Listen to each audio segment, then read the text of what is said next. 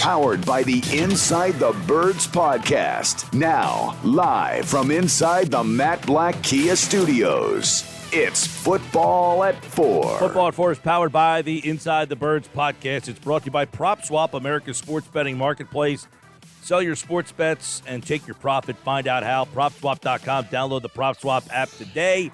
Andrew DiCecco's here as we look back at championship weekend, ahead to the Super Bowl. The Senior Bowl is coming up as well. I know Andrew will be heavily invested into that. We've got free agency on the way. We've got plenty to get into on this NFL Football at 4 on this Tuesday edition here on 97.3 ESPN. Andrew DiCecco is here. Let's talk a little football. Andrew, what's going on, man? How are you? Hey, Mike. Doing well. Yourself? All is well. A championship weekend. I guess it lived up to the hype. We had two great games. Let's look back a little bit and get your take on, really, I want to start with that AFC Championship game because what I think really happened is Brady retires, and we saw maybe the next, Brady. We talk about Allen and Mahomes. Throw Joe Burrow in there, too. It feels like we have really that next generation of rivalry that just emerged in that game on Sunday.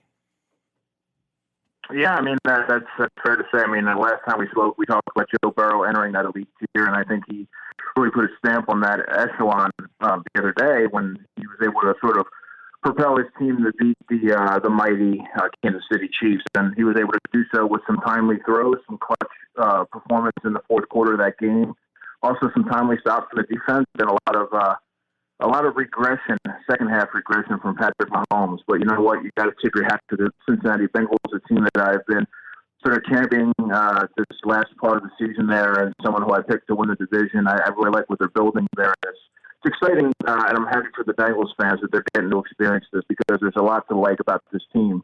And they really put their best foot forward, and when they really needed it the most on Sunday.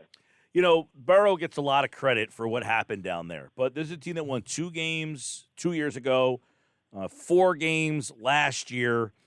We always talk about, Andrew, when we're watching the divisional round, championship round, and we say, man, my team is nowhere close to what these teams are. Well, I'm sure Cincinnati didn't watch the playoffs last year thinking we're close. So while they got Joe Burrow, what else were they able to do to go from 2 to 4 to Super Bowl? Well, it's also the evolution of Zach Taylor, their head coach, and drafting well and getting the right young components in place, and they really have a cohesive unit, and they've grown from last season. And also Joe Burrow being healthy it plays a large part in getting them to where they are right now. But there's a lot that goes into the stew to making any team successful. And who knows? It could be a one-off year where next year they come back and they don't sniff the playoffs. But right now they have the right synergy and the right formula, and they've really hit their stride at the right time. And they have a lot of young pieces in place to keep this consistent for a long time there. So I think it was more so just everything coming together at the right time. And Zach Taylor taking a step forward in his coaching progression, and that's why they are where they are. They're a game away from being Super Bowl champions, which seems crazy to say. It really is. The Cincinnati Bengals in the Super Bowl, first playoff win in 30 years. So it can be done. You can turn the team over pretty fast here. Let's talk a little bit about the makeup of the team too. I mean, I want to look at the defense because I really feel like if you go back to that game, Burrow made some key plays. But the defense, I thought, won in that game. They were able to shut Patrick Mahomes down in the second half, gave up 3 points. The makeup of that defense and why the defense was so important.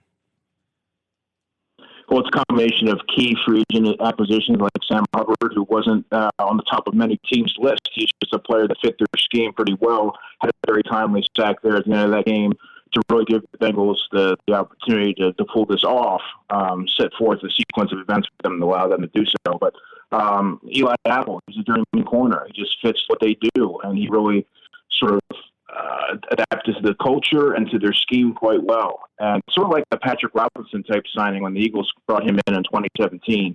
Just a player that, for whatever reason, it didn't really work out at their other stops, but it's the right time and the right place. And, Jesse Bates, one of the best young safeties in football. Logan Wilson, the linebacker. It's just that was a great draft pick and someone who I thought the Eagles should have considered in the year in which they took Davion Taylor, the linebacker from Wyoming, Logan Wilson. So it was just a good combination of talent and scouting, and that's, it's just a good makeup, and that unit really just blends on that side. And then offensively, on the offensive line, they did address it in a couple of Jackson Carman, obviously, from Clemson, was their second-round pick, but they still have a long way to go in that area. Running back, Joe Mixon is really one of the more talented running backs in football that we haven't had a chance to put his stamp on that mantle because of the offensive line play. Kind of like what you're seeing with Najee Harris with the Pittsburgh Steelers. The yards per carry don't really indicate the talent level that they have because of the offensive line. Receivers, they got the best three receivers in football arguably there, and I think Jamar Chase is going to be an all-pro player for years to come. So there's a lot to like with that team, and it's really been built with a lot of young building blocks there, so they're built for sustained success. Yeah, you mentioned the wide receiver room, and they got T. Higgins. He was picked, of course, after Jalen Reagor, picked number 33. They went and got Chase this year in the draft, and Tyler Boyd, who's another one. I mean, they have three legitimate weapons there. Mixon, great point there. This is a team that really needs a lot of offensive line help, but they're in great position. They've got the weapons. They got to the Super Bowl with an offensive line that's a liability, and that doesn't normally happen. Like, usually you win in the trenches. They've been able to kind of buck that, and I think that speaks to how good Burrow is. Because I talked about yesterday, Andrew, like, we all think Daniel Jones is what he is. Most people think he stinks or he's not any good. Who knows what Daniel Jones would be if he had an offensive line? He just has never been afforded that. And to me, that shows you how good Burrow is that he has been able to succeed behind what is really a liability of an offensive line. Well, it ties in with high-level quarterback play, but it also helps to have a Jamar Chase, a T. Higgins, a Tyler Boyd, a C.J. Uzomah, who unfortunately got hurt in that game, but he's really one of the more underrated starting tight ends in football. The running backs, they have Samaje Perine. He had a big touchdown in that game, so he's a good complement to Joe Mixon. So it helps to have a lot of pieces around you in order to be successful, and he's able to make plays in spite of having a porous offensive line in front of him.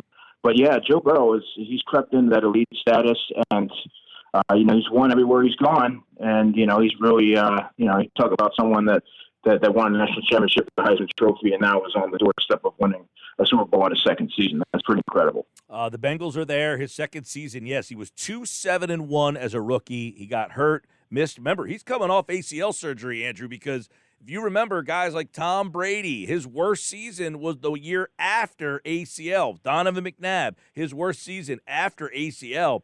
Joe Burrow's coming off ACL surgery.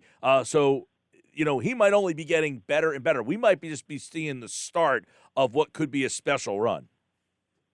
Yeah, I think so. And the great thing about what the Bengals currently have from a roster standpoint is that instead of having to, like every other season, well, what about corner? What about safety? What about defensive line? Well, now they can really look at and zero in on the offensive line and allocate a lot of resources to fortifying that area of their team and defensive backs as well. Get some young corners to go there and become building blocks for the future. Like, they can zero in on a couple different areas in which they need to really strengthen, whereas before their roster was just so in flux with so many deficiencies that it's like, where do you start? Now you're able to sort of pinpoint these areas and get it rectified.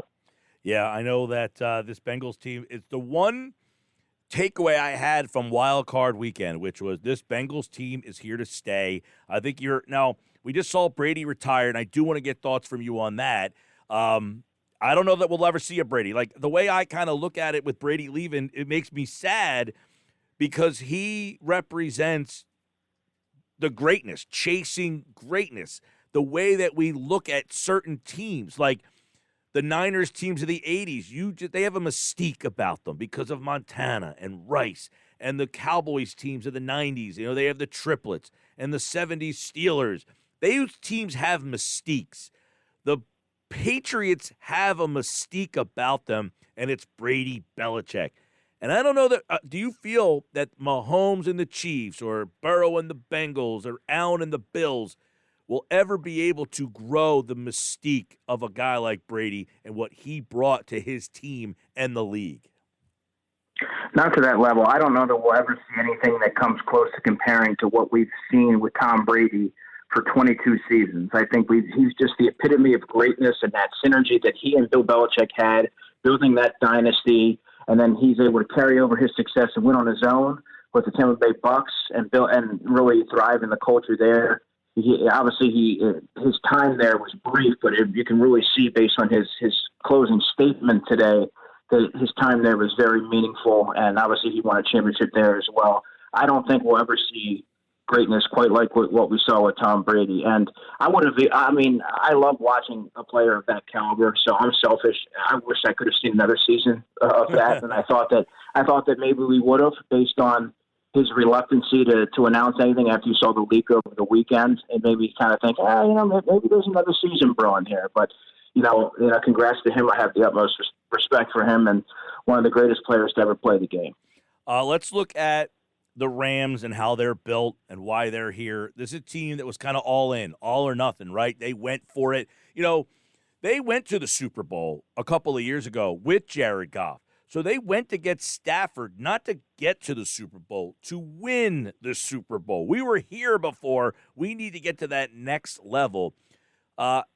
We look at how the Bengals were built. How about the Rams and the way that they put this thing together and why they're in this spot? Well, their route to the Super Bowl is very unconventional, but then again, it's hard to argue the results. I mean, they're a team that's making a Super Bowl appearance despite. I don't know that I would build a roster that way. In fact, I can assure you that I certainly wouldn't. That wouldn't be my approach. But you know what?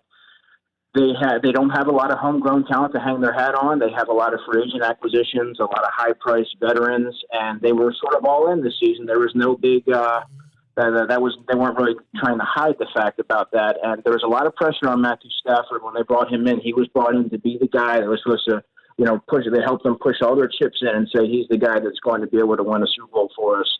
And now there they are. They're there. They're one of the final two teams standing. But this has to be. They have to see it pay off. They have to see everything come into fruition here in order for it to be deemed a success. Because if they fall short, Mike, this is going to be a very long rebuild process, and it could be a very long time before you see the Rams become relevant again. Right, because as many people who listen to Football at 4 and have commented and texted and commented on your commentary and your segments here, you're a build through the draft guy. This is almost, I don't want to say the ultimate, but build through the draft versus build through free agency. Draft be damned. Mm-hmm. Like, this is like, these two philosophies, although the Bengals kind of built their defense through the draft, through free agency. They went out in free agency and got there. But this is, hey, build the team through the draft first. Forget that draft. Let's go out and buy some guys. And now they're meeting up in the Super Bowl. Yeah, well, they haven't had a ton of picks anyway, but that's a whole other story. But that created a domino effect where you're constructing a roster with free agent acquisitions, and that is not the recipe or the remedy for long-term success, right? I've always been a big proponent in building through the draft, adding young building blocks, and sort of free agency really, to me, Mike, should be utilized to add complementary pieces here or there, not really construct your whole roster around that. So I think if you look at around most of the successful teams in the NFL, they really have sound drafting. The Kansas City Chiefs, we talked about them not having a whole lot of blue chip first round guys on their roster, but it's the picks that they are making. They're making them count, and these are the teams that are sort of there when the dust is starting to settle. And I think that's the way to build a roster if you want to be a winning franchise for the foreseeable future. Andrew DiCecco, Football for the Rams. Also, this is a team.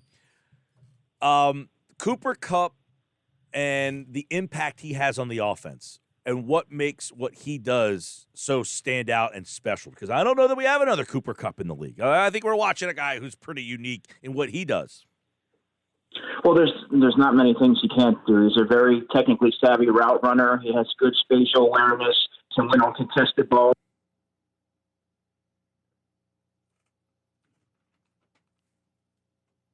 Looks like we lost Andrew DiCecco. We'll see if it's something with the phone lines here. We'll try to get him back on board here on the Sports Bash Live on 97.3 ESPN. Andrew, it's funny because Cooper Kupp, we were talking earlier about Brady and what he did with Welker and Edelman. And, Troy Brown was another slot guy who was able to kind of do some things, work the middle. Kupp is all those guys and more. And part of it is the way the offense is, utilizes him.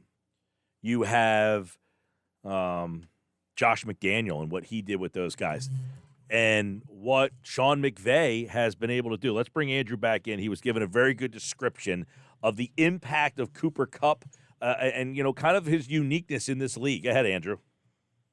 Yeah, well, he's someone that can affect all three levels of the field. Teams have to respect his speed. They have to respect everything, his spacing, his feel for finding the soft spots in zone. There's just so many things that he does well, and he's taking gradual steps to becoming one of the probably, I guess you could say, arguably one of the top 2 or 3 receivers in football, and that's sort of been he's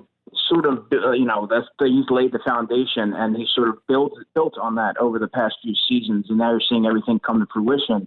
And it's a shame because Robert Woods is one of my favorite receivers in football. I think he's actually one of the most underrated wide receivers in football. He's not going to be afforded the opportunity to play in the Super Bowl, but I thought that him and Cooper Kupp formed one of the top wide receiver tandems in the league. Yeah, people who were like, where did Cooper Kupp come from? Well, he played college football on a red field, which is a hideous field. Do they still use that out there, Eastern Washington? Yeah, they do. Awful. Aesthetically, the most unpleasing thing you ever watched on television. But he was one of those guys, 3rd-round pick, and just kind of, you heard so much. I remember that draft, hearing his name so much, but because he played at a smaller school, he just didn't get the attention, and now here he is. And then how much has Beckham accentuated Kupp in the offense? Yeah, and another note on Cooper Kupp is someone that really saw his draft stock soar after a productive Senior Bowl in Mobile, where he really sort of took off and became a household name. But to answer your question, I think that he complements, Odell Beckham complements Cooper Kupp in that he's able to, Odell Beckham is just, you're seeing a resurgence in him in that he has a quarterback that has the arm to get him the football, can find ways to he's seeing single coverage now because of Cooper Kupp, and they have a good connection, both Odell and Matthew Stafford, that they're building on. And I think you're starting to see that it wasn't Odell Beckham that was losing some of his shine. It was the product it was a byproduct of the lackluster Cleveland Browns offense and just the pure dysfunction that they had there. I think when you see him in a competent offense, you're seeing that he still does have some juice to provide to an offense. You're seeing that now. And now he's not the top guy, so he's able to see some single coverage and take advantage of it. We will talk more about guys to keep an eye on. I know, Andrew, Senior Bowl coming up this weekend. We will definitely get some opinions on that. I don't know if you got the opportunity. This is kind of just breaking as we're having this conversation. But former Dolphins head coach Brian Flores is filing a class action lawsuit. And essentially, it's stemming from a text message conversation that Bill Belichick thought he was having with Brian Daboll, who basically congratulated Flores for getting the Giants job 3 days before it was announced, but he actually thought he was talking to Daboll. So Flores is essentially saying that his interview was a sham because Belichick told him that he already knew Daboll was getting the job, although Belichick didn't realize he was talking to Flores. So he has a class action lawsuit filed against the NFL for its hiring practices. And there's been much made about that there's still only one African-American head coach in the league, and Flores is now saying we're getting interviews, but they're sham interviews. Oh, wow. Yeah, that's crazy. Well, no comment on that until I have more on it. Yes, absolutely. There are screenshots of Belichick's text messages. There's already a class action lawsuit that is out there. This is obviously it's breaking news here with Adam Schefter on the TV behind us, but this is all over that Flores essentially is saying, hey, they already knew that they were hiring Daboll and they brought me in anyway. So this is going to get to be a very interesting situation. All right, Andrew, I know we will be talking a little bit more about the Super Bowl next week, the draft, the Senior Bowl, and some of the prospects you're watching. I know Senior Bowl practices are going on. And one name I want to bring up to you because we were just talking about this. There's not a great quarterback, we think, in this class. And back in the beginning of this draft process, the guy was Sam Howell, right? He was like the projected number one overall pick. Do you think that these Senior Bowls, Saturday, 2:30, games like this, will re-emerge a quarterback's name into the top half of the draft? Because it doesn't seem that anybody's being talked about in that top 5. Do you think this draft process will put a quarterback into that level? Top 5 might be a little rich. I think maybe top 10 would be realistic, but I don't know that would be Sam Howell. I think the guy that you want to keep an eye on is going to be Kenny Pickett from Pitt. If there's a quarterback to see his stock sort of skyrocket this week, he would be the guy that I would envision being the one to do so. All right. I bring up Howell because as I'm scrolling through social media here, there's a lot of people saying how he has stood out in the practices this week, and I just wonder, is this the beginning of, hey, Howell was originally the guy, maybe we should take another look at him? I think you're something to keep an eye on. But the draft process is just underway. You're going to hear a lot of crazy stuff over the next couple of months. We'll talk about the prospects and more here on Football at 4. Andrew, all right, buddy, we'll talk to you Thursday. Sounds good. Talk to you.